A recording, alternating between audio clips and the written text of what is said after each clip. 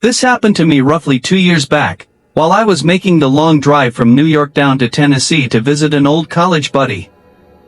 I made that trip solo, which honestly I prefer. There's something I've always liked about long drives alone. You throw on a podcast, let the miles roll by, and stop whenever you feel like it. No schedule, no compromises. I'd left before sunrise thinking I could push straight through without stopping overnight. By the time midnight rolled around, though, that plan had completely fallen apart. I was somewhere in Virginia off a highway I couldn't name if I tried, and I was the kind of tired where keeping your eyes on the road felt like an active struggle. I pulled off at one of those exits where the only options are a gas station, a fast food place, and a couple of aging motels. I picked the cheapest one. All I needed was a few hours of sleep. I wasn't looking for luxury. The place lived up to its price point. 2 stories, every room facing the parking lot, half the exterior lights flickering or dead. Barely any cars out front. I almost turned back around and kept driving, but exhaustion won. I figured, it's just a bed for a few hours. How bad could it be? The front desk was behind thick plexiglass. The guy working the night shift looked to be in his 50s and barely acknowledged me when I walked in. I paid for the room, grabbed my key card, and asked him if the place was pretty empty that night. He said most of the upstairs rooms were vacant. I remember that making me feel better. I figured at least there wouldn't be people making noise all night. Oh, the irony. My room was on the 2nd floor near the far end of the building. Old, a little musty, and humid in that way that hits you the moment you step inside. The AC unit made a grinding, rattling sound the second I turned it on, so I left it off. I seriously considered just sleeping in my car, but I was already there, already paid, and too tired to care. I locked the door, drew the blinds, showered, and climbed into bed with the TV on low. About 20 minutes in, I started hearing arguing through the wall. A couple fighting, I figured. Just what I needed. The walls were paper thin enough that I could hear 2 distinct voices but not make out exactly what was being said. One voice was low and aggressive. The other was softer, higher pitched. But something about that second voice nagged at me. It didn't sound quite right. Like a man doing a deliberate impression of a woman rather than an actual woman speaking. The back and forth kept going. And the longer I listened, the more something felt off about it. Real arguments have overlap, people cutting each other off, talking over each other. But this had none of that. Each voice waited perfectly for the other to finish, like someone reading lines from a script they'd memorized. I turned my TV all the way down and just listened. That's when it clicked. It was one person doing both voices. Once I heard it that way, I couldn't unhear it. The natural voice, and then the same man shifting into something different, an imitation, a performance. The pit in my stomach that formed in that moment was unlike anything I'd felt in a long time. Because this wasn't a noisy neighbor argument. This was something else entirely. The voices continued for another few minutes, then went completely silent. I lay there staring at the ceiling, hoping whatever that was had run its course. Then came 3 slow, deliberate knocks on the wall right beside my bed. I froze. A muffled voice came through, "I can hear you in there." I held my breath. Then the knocking came again, same rhythm, same words, like he was waiting for a response. I grabbed the remote and turned the TV up, trying to drown it out. For about 30 seconds, nothing. Then I heard the vibration of a door opening down the balcony.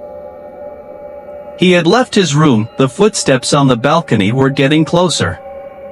My blinds were almost fully shut, except no explanation. No motive. Nothing. They charged him with armed breaking and entering, but investigators never figured out why he specifically chose my house. The officers even admitted they believed robbery wasn't his real intention. That thought haunted me for years. Because if he only wanted money, why sit upstairs quietly in my bedroom with weapons laid out beside him? Why wait around instead of running the second he heard police outside? The more I replayed that night in my head, the more disturbing it became. What if I had answered the phone earlier? What if I had opened the door thinking he needed help from the storm? What if I had tried running upstairs instead of hiding? I honestly believe I survived because I trusted my instincts. Even now, over 20 years later, I still remember the exact sound of those slow footsteps moving through the hallway while thunder shook the windows. Sometimes during heavy rainstorms, those memories come rushing back stronger than ever. What makes it worse is never knowing the truth. Maybe I was randomly targeted. Maybe he had been watching me for days. Or maybe those mysterious phone calls were never random at all. To this day, I still wonder if the person calling my house that night was actually the man standing outside my door, waiting to see if anyone was home. And honestly, that question is far scarier than knowing the answer. A few years later, another stormy night brought a completely different kind of terror. My mom had left town for one of her regular work trips, leaving me alone at the house for the weekend. At first, I didn't mind it. I spent the day playing video games, watching YouTube, and enjoying the sound of rain pouring outside. By afternoon, the storm had grown heavier. Dark clouds covered the sky so much that the house looked like nighttime even though it was only around 2 p.m.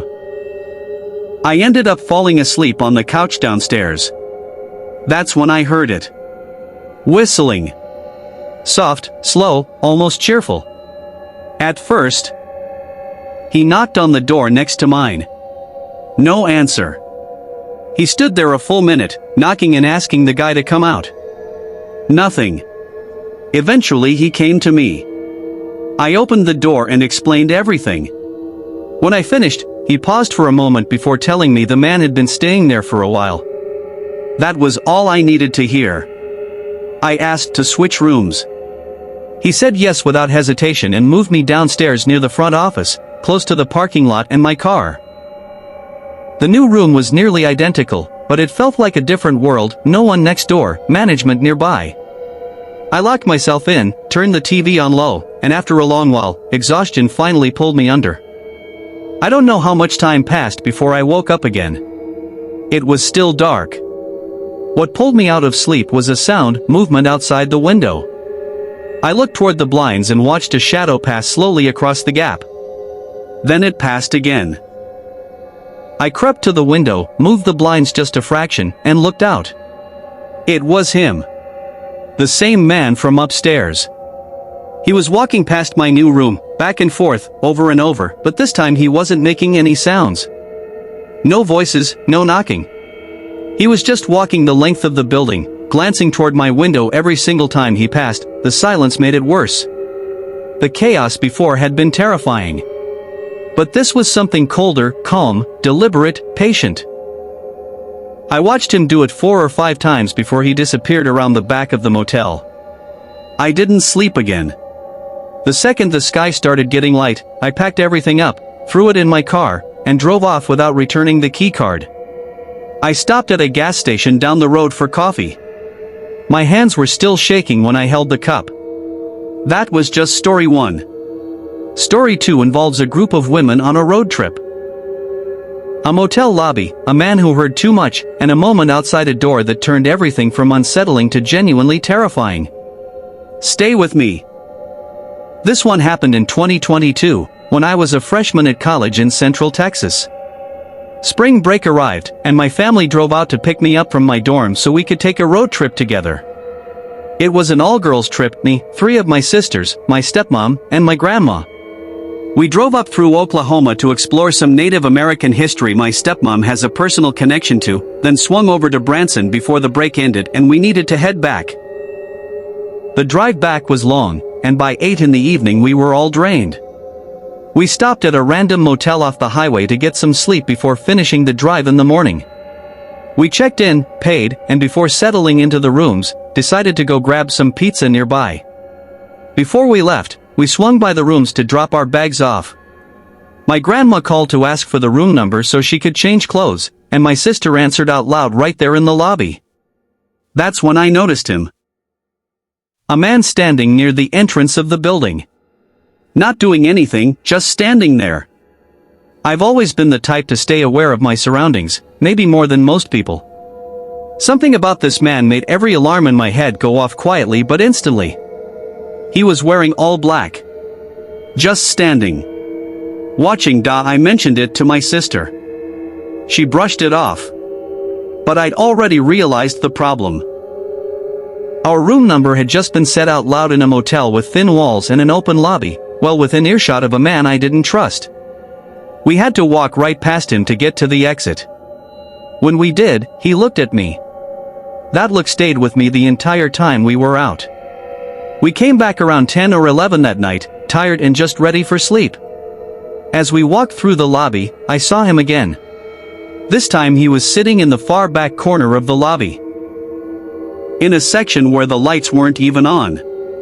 Just sitting in the dark, doing nothing, phone in his hand, whispering into it. I walked faster. My grandma called again for the room number. My sister said it out loud again. I didn't sleep with ease that night knowing he'd now heard it twice. We were barely settled in when the knock came at the door. And what my stepmom told us next about what she found waiting just outside her door in the dark hallway made us all start packing immediately. Part 4 is the conclusion you won't want to miss. We got upstairs and split into our rooms. My two sisters and I were in one room. My other sister, stepmom, and grandma were a couple doors down. For a few minutes everything seemed fine. We were just on our phones winding down, almost ready to sleep. Then came a knock at the door. I'd already been talking to my sisters about how uneasy I felt, so my heart dropped the moment I heard it. But it was our stepmom. The second we opened the door she stepped inside quickly, and just the look on her face told me something had happened before she said a single word. She told us to start packing. Right now. While we threw things into bags, she explained what happened. She had cracked her door open to toss some trash into the hallway and found a man standing silently against the wall directly beside her door. He wasn't startled when the door opened. He didn't flinch or step back. He just turned and stared at her for a long moment. Then, without a word, he walked calmly into the empty room between the two rooms our group was occupying. That was enough. We were leaving. My stepmom went to the front desk and, surprisingly, got a full refund after explaining the situation.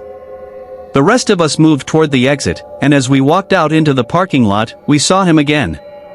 The man in black from the lobby was stepping out of the elevator, heading back down to the ground floor, eyes tracking us as we moved. Then we noticed someone else. Another man near the far end of the parking lot. Hands cupped against car windows, peering inside, jiggling door handles, testing each one. He was methodically working his way through the lot.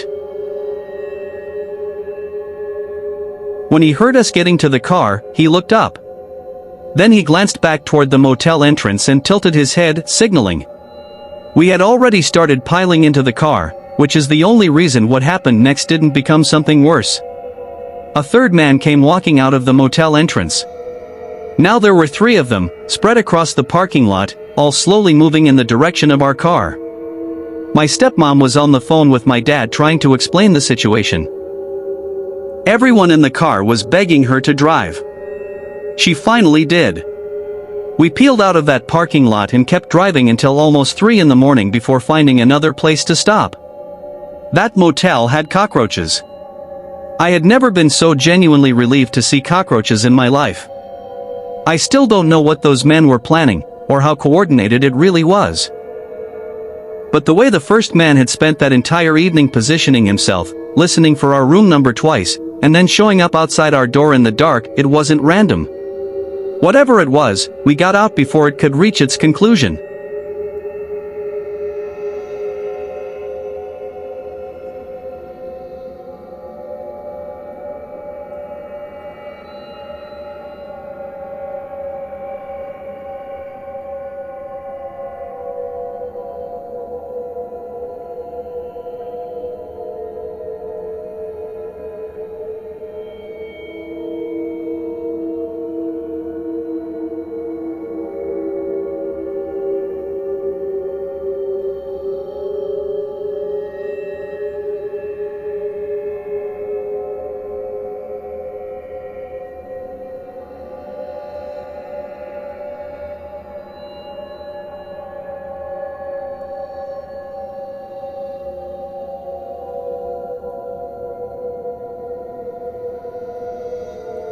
He spoke quietly, which was unusual for him, and told me to come back outside.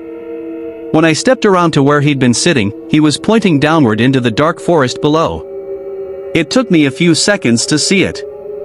A light, moving through the trees below us. Faint, but clear.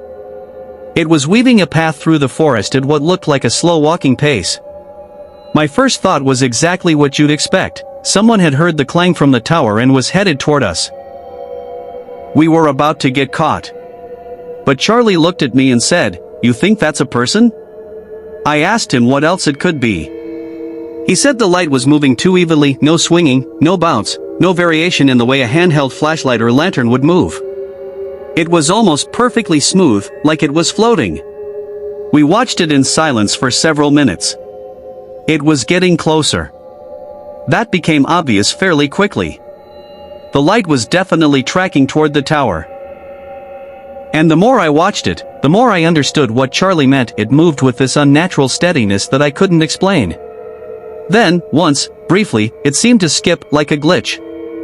One moment it was here, the next it was a few feet further along without any movement in between. After about 10 minutes, the light reached the base of the tower and stopped. It just sat there. Directly below us. Not moving. We waited for someone to announce themselves. A ranger, a hiker, anyone. Nothing. Charlie, being Charlie, leaned over the railing and yelled down. "Hey, you doing all right down there?" No response. The light didn't even flicker. He tried again a minute later. Still nothing. We were 60 feet up in an abandoned structure with no other exit, and someone, or something, was sitting at the bottom. After about 30 minutes of watching the light hold its position without any change, I grabbed my flashlight and shone it straight down at the base of the tower. Even with the beam, I couldn't make out a source for the other light. I couldn't see a person, a lantern, anything. Just that glow, sitting there. Eventually, while Charlie and I were debating what to do, I looked down and realized the light was gone. The base of the tower was dark again. Charlie thought whoever it was had simply left. I didn't share his relief. The idea that something had been sitting at our only exit point and had now vanished without us seeing or hearing it move was more frightening to me than when it was visible. We went inside the cab to wait out the night. We weren't going to sleep. That was clear to both of us without saying it out loud. Less than 20 minutes later, the sound started. Not footsteps. That's important. I was specifically listening for footsteps on the stairs, and these weren't that. These were metallic sounds, heavy clangs resonating up through the steel frame of the tower, like something striking a support beam with a tool. Then a grinding sound, sustained, like metal being twisted against metal. The sounds came irregularly, from what seemed like different positions, which meant whatever was making them was moving around at the base of the structure. Charlie and I sat across from each other in the dark cab, keeping watch through the windows on opposite sides. We whispered theories. We couldn't agree on anything. The sounds continued on and off, then I saw the shape. I was watching the windows on the far wall when a dark outline moved across one of the glass panes. My brain scrambled to process it, and then it moved across the next pane over, and that confirmed it. Something had just passed in front of the cab windows. 60 feet off the ground, on the outside of the structure. I yelled. Charlie scrambled back from his side of the room. We both moved to the door and pressed ourselves against it, bracing it shut from inside. We stayed like that until sunrise.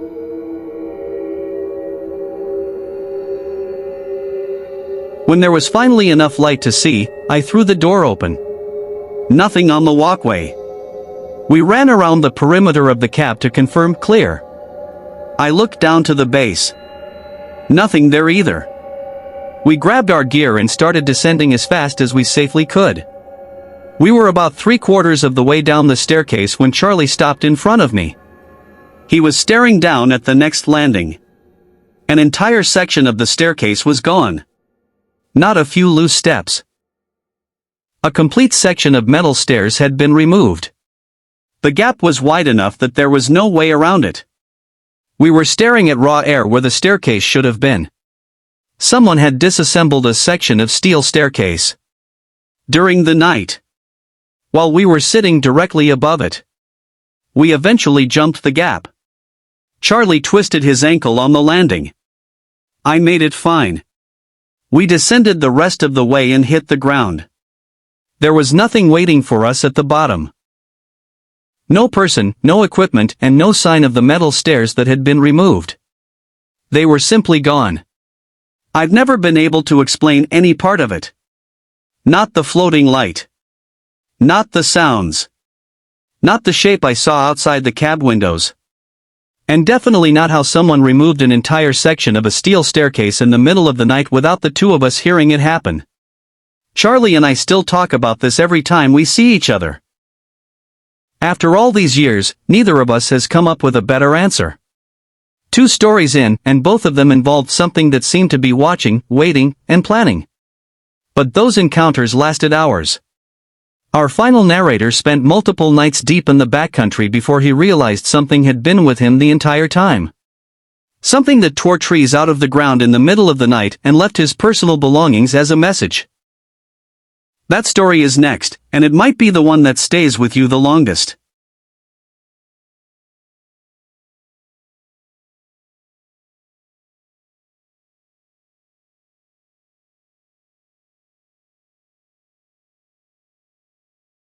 I go camping alone a few times a year. Have been doing it since my 20s, and at this point I've got close to 15 years of solo trips behind me. I know the risks. That's why I carry a rifle. This particular trip happened about 2 years ago in the Daniel Boone National Forest in eastern Kentucky.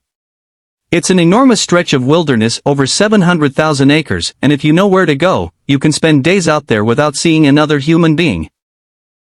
That's exactly what I needed at the time. Work had been grinding me down and my head wasn't in a good place. I just needed to disconnect. I drove out on a Thursday morning, parked at a trailhead off a Forest Service road, and started walking. The plan was simple: 3 nights in the backcountry, no agenda.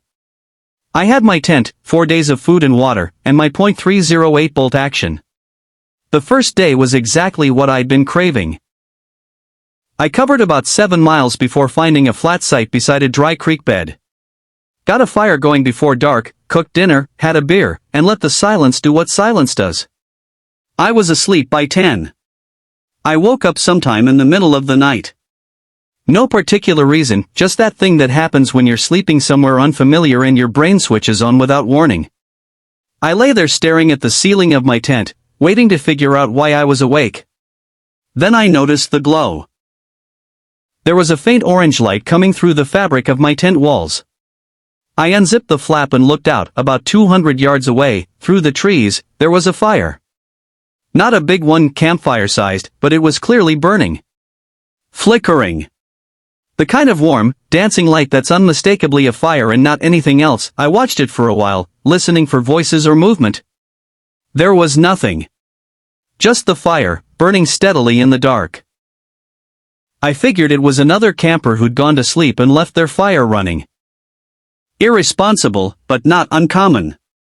After a few minutes I zipped the tent back up and went to sleep. The next morning, I went to find the site. It took me about 10 minutes to reach the area where the fire had been. There was a clearing there that lined up exactly with the angle I'd been looking from. But when I got there, I stopped. There was no fire pit. No ring of stones. No ash, no scorched earth, no charred wood.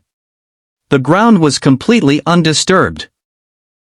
It looked like no one had set foot there in months. I walked the entire clearing checking for any trace of a camp. Nothing. I stood there for a while, genuinely confused. I had watched that fire for several minutes. It had been clearly burning. And yet the ground beneath it looked pristine. I moved on. I told myself there had to be a logical explanation I just wasn't seeing. I hiked for most of that second day, going deeper into the forest as the terrain climbed. By mid-afternoon I was in a denser, older section of the woods where the canopy closed overhead and everything got quieter. I found a good campsite around 4 in the afternoon, got settled, put out my fire a little after 9, and turned in. I don't know what time it was when the first sound woke me. It was loud enough to pull me out of a deep sleep, this enormous, distant cracking that went on for several seconds. Then a crash of branches, and a low, heavy thud that I could feel in the ground beneath me. A tree had come down somewhere in the woods. I lay there for a minute, heart rate elevated. A falling tree is one of those sounds that's both awe-inspiring and unsettling. But it wasn't storming. There was almost no wind. I couldn't think of any reason a tree would come down on a night like this. But there wasn't anything I could do about it, so I tried to let my adrenaline settle and close my eyes. Maybe 10 minutes later, it happened again. Same sound, but prolonged crackling and grinding, the rush of falling branches,